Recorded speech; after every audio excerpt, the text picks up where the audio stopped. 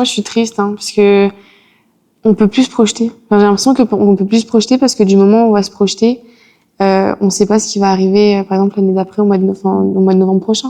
Qu'est-ce qui va encore nous tomber dessus par rapport à l'immigration? Découragé. Un peu dégoûté. En fait, j'ai l'impression d'avoir... parce que j'ai beaucoup sacrifié pour venir ici. Et là, du jour au lendemain, on me dit que c'est pas possible alors que j'ai travaillé, j'ai gagné mon diplôme, j'ai mérité ma place, mais pour eux, non, quoi.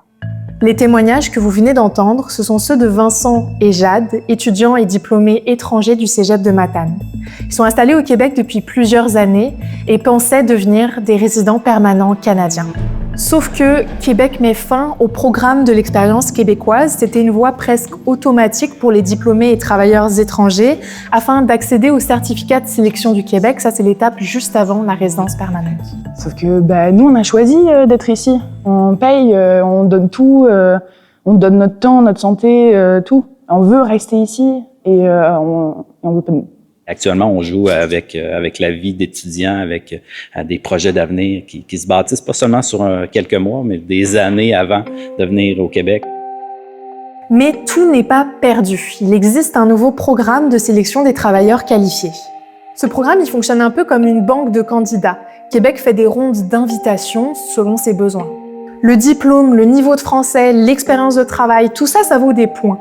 Et plus on a de points, plus on a de chances d'être invité à présenter une demande de sélection pour devenir résident permanent.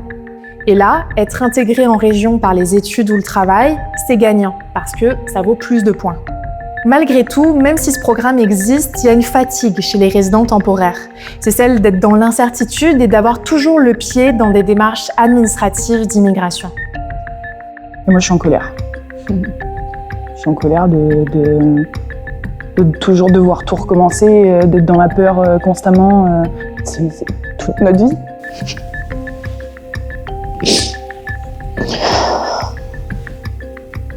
T'as encore un peu d'espoir ?